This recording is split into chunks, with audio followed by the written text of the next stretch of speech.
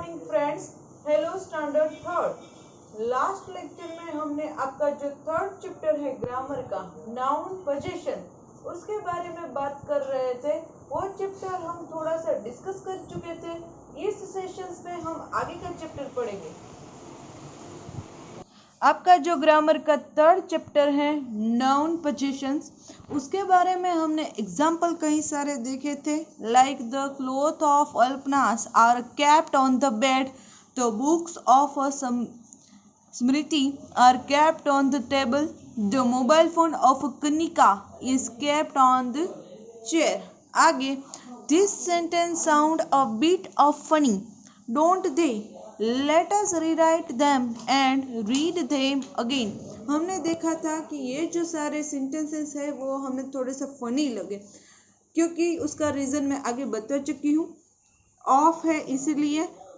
अब देखो यहाँ ये भी शायद हम डिस्कस कर चुके थे। अल्पना's clothes are kept on the bed, स्मृति's book are kept on the table, Kanika's mobile phone is kept on the chair। Kanika's mobile phone is kept on the chair। यहाँ से हमने देखा था, और हमने देखा था कि ये जो S है वो एपोस्ट्रोफी S है। अब आगे, Now this sentences sound so much better। क्या कहा? यानी कि ये जो तीन जो सारे ऊपर जो सेंटेंसेस है, Alpana's clothes are kept on the bed, Smriti's book are kept on the table, Kanika's mobile phone is kept on the chair। वो है क्या कहा? Now these sentences sound so much better, यानी कि ये परफेक्ट है। In the second set of sentences, we use apostrophe along with s after the noun to show belonging or possessions to the noun। तो क्या कहा? In the second set of sentences, यानी कि ये जो सारे वाक्य है उसमें उसने किसका यूज किया है? एपोस्ट्रॉफी अलोंग विथ एस, यानी कि उसे एस के साथ एपोस्ट्रॉफी का यूज किया है। देखो ये जो शाइन है वो एपोस्ट्रॉफी है और उसको एस के साथ उसका यूज किया है। इसको एपोस्ट्रॉफी एस ही बोलते हैं। The noun to show belonging और पोजेशंस टू द नाउन, जैसा मैंने आगे कहा था, ये किसके लिए यूज होगा? एपोस्ट्रॉफी एस, यानी कि पोजेशंस दिखाने के लिए ये एस है। एपोस्ट्रॉफी एस इस तरह अल्पनास ऐसे ये पोजेशंस दिखाता है, यानी कि अधिकार दिखाता है।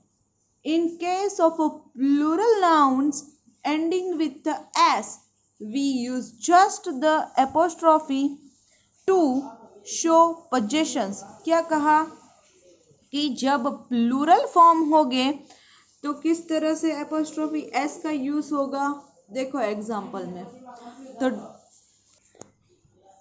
for example, the food of the dogs became the dog's food, यानी कि जो कुत्ते का खाना था वो डॉग्स फूड।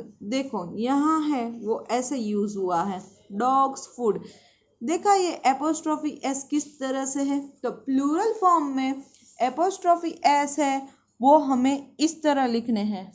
इसलिए in case of a plural noun ending with the S, we use just apostrophe to show possessions. जैसा कहा कि एस हमें प्लूरल थिंग हो, यानी कि कोई बहुवचन हो, तो हमें एस कैसे लिखना है।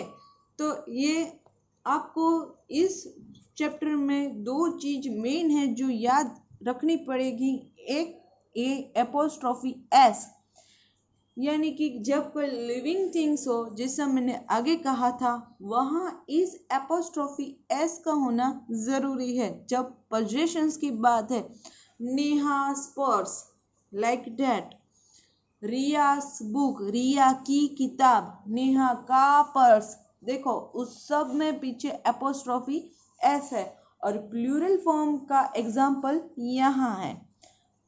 अब देखो page number 11। We also use the as to show that a noun is related to another. Let us see how. The school in which Rohit studies has 8 stories. Everybody praised the project made by Rohit. This can also be written as Rohit schools has 8 stories. Everybody praised Rohit's project. यहाँ है इस sentence को पहले देखो. The school in which Rohit studies has 8 story, यानी कि जो रोहित है वो जो स्कूल में पढ़ रहा था वह 8 है वो स्टोरीज थी. फिर सेकेंड सेंटेंस देखो. Everybody praise the project made by Rohit, यानी कि सब ने जो रोहित का जो प्रोजेक्ट बनाया था रोहित ने उसको अप्रिशिएट किया. लेकिन इसको हम इस तरह से भी लिख सकते हैं. This can also be written as, यानी कि ये जो 2 सेंटेंस है वो हम इस तरह से भी लिख सकते हैं. क्या कहते हैं, किस तरह से लिख सकते हैं? अब देखो. Rohit schools has 8 story. We can see that here the use of apostrophe s. यहाँ देखो रोहित और यहाँ देखो और यहाँ रोहित स्कूल हैज 8 स्टोरी. ये सिंपल है, लिखने में भी अच्छा है और so much better sentence than this.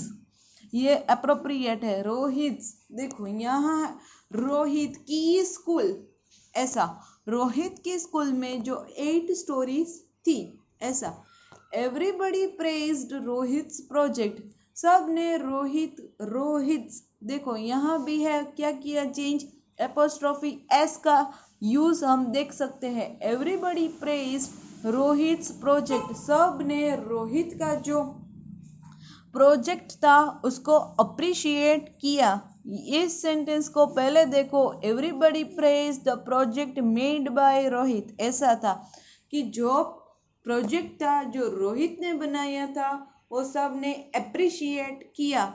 लेकिन यहाँ क्या हुआ, एवरीबडी प्रेज्ड रोहित्स प्रोजेक्ट, रोहित का प्रोजेक्ट, ऐसा रोहित्स प्रोजेक्ट लाइक टेक. तो यहाँ है वो क्लियरली हम डिफरेंस देख सकते हैं एपोस्ट्रोफी एस का. देखो इस बॉक्स में क्या इंस्ट्रक्शंस है. When we add apostrophe S to show that noun is related to another we drop some words, यानी कि जब हम एपोस्ट्रोफी एस का यूज करते हैं अनदर नाउन के लिए, यानी कोई दूसरे नाउन को दिखाने के लिए, तो वी ड्रॉप सम वर्ड्स, यानी कि हम कई सारे वर्ड्स है वो छूटते हैं. देखो यानी कि क्या कहा, यहाँ जो सेंटेंस इतना लंबा है वो हमें दिख रहा है और इस सेंटेंस को देखो कैसा है. इसलिए तो यहाँ है वो इस सेंटेंस का मीनिंग भी यही होता है. और यहाँ एवरीबडी प्रेज्ड रोहित्स प्रोजेक्ट, यहाँ भी इस सेंटेंस का मीनिंग यही होता है कि रोहित का प्रोजेक्ट है वो सब ने अप्रिशिएट किया, प्रेज्ड किया. और यहाँ है उसका भी मीनिंग वही होता है. लेकिन यहाँ एपोस्ट्रोफी जब एस का यूज़ करते हैं तो इसका पोजीशंस होता है, यानी कि वो उसका अधिकार जताता है. रोहित का प्रोजेक्ट ऐसा प्रॉपर हो जाता है. इसलिए देखो इस सेंटेंस थोड़ा सा शॉर्ट है लेकिन मीनिंग तो सिर्फ एक ही है. इसलिए ये हम डिफरेंस देख सकते हैं. आप ऐसे कई सारे वर्ड्स सेंटेंस देखोगे जिसमें इसी तरह के हैं. वो कई सारे सेंटेंस होंगे, वर्ड्स होंगे जो ऐसे लेफ्ट होते हो, शॉर्ट होते हो, उसी तरह जैसे इस रोहित में हुआ.